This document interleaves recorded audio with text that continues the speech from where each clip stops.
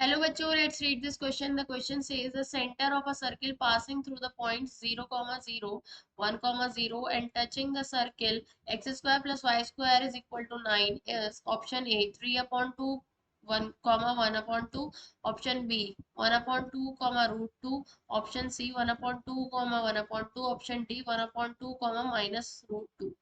तो यहाँ मैं की कॉन्सेप्ट लिख लेती हूँ.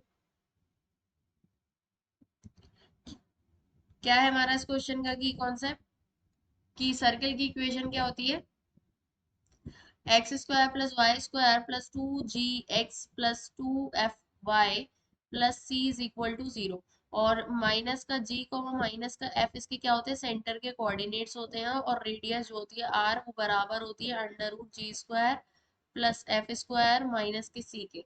अब यहाँ पर क्या कह रहे हैं एक सर्किल है.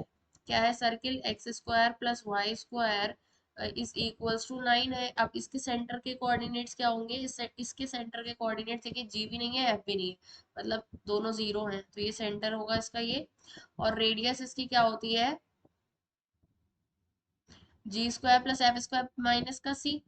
तो इसको अगर मैं 9 को इधर ले आऊं तो ये माइनस का 9 इज इक्वल टू 0 हो जाएगा. जी स्क्वायर 0 है प्लस एफ स्क्वायर 0 है प्लस का 9 हो जाएगा मतलब 3 के बराबर हो जाएगी रेडियस.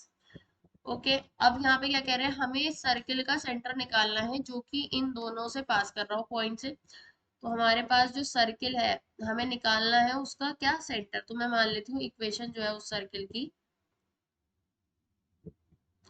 क्या है वो मैं ले लेती हूँ X square plus Y square plus 2gx plus 2fy plus C is equal to 0. वो सर्किल किस किस से पास कर रहा है 0, 0 और 1, 0 से पास कर रहा है और ये वाले सर्किल को क्या कर रहा है टच कर रहा है. ओके. अब इस सर्किल का जो सेंटर है वो है 0, 0. तो अगर हम देखें और ये वाला सर्किल इस सर्किल के सेंटर से पास कर रहा है मतलब इसका यही तो हुआ क्योंकि ये सर्किल ये वाला जो सर्किल है वो 0, 0 से पास कर रहा है और 0, 0 इसका सेंटर है तो मतलब इस वाला सर्किल जो है वो इसके सेंटर से पास कर रहा है. और ये वाला जो सर्किल है वो ये दोनों सर्किल आपस में क्या कर रहे हैं एक दूसरे को टच कर रहे हैं. तो ये तो हमारा हो गया सर्किल कौन सा एक्स स्क्वायर. इस सर्किल को मैं कह देती हूँ एस. ओके. ये हमारा क्या हो गया एस हो गया जिसकी इक्वेशन है X square plus Y square is equal to 9. और ये हमारा दूसरा वाला सर्किल हो गया जिसका हमें क्या करना है सेंटर फाइंड आउट करना है और ये पास कर रहा है 0, 0 से. तो ये सेंटर के कोऑर्डिनेट्स क्या होंगे 0, 0 हो जाएंगे.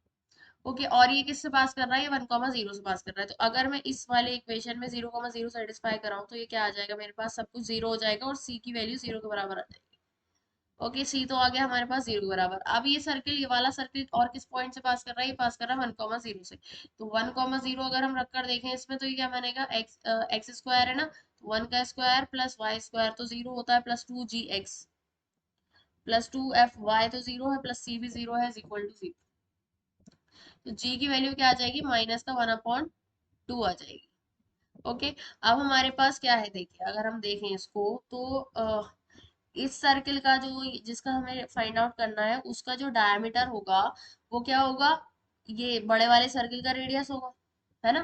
तो रेडियस इस वाले सर्किल का है कितना ये तो 3 के बराबर है और ये स्मॉल वाले सर्किल का क्या होगा डायमीटर होगा. तो हम यहाँ लिख लेते हैं कि रेडियस लिखते हैं हम स्मॉल वाले सर्किल की आर मैं मान लेती हूँ उसकी रेडियस आर है तो वो बराबर होगी किसके G square plus F square plus C G minus C G square plus F square minus का सी.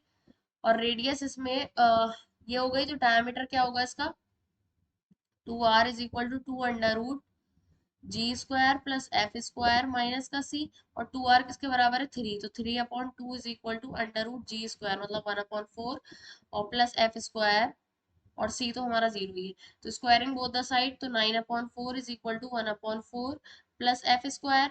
ओके. तो यहाँ से मेरे पास क्या आएगा ये F square is equal to 9/4 minus 1/4 मतलब 8/4. तो ये वैल्यू आ जाएगी किसके 2 के बराबर. तो एफ स्क्वायर कितना आ गया 2 आ गया. तो एफ की वैल्यू क्या हो जाएगी प्लस माइनस अंडर रूट 2.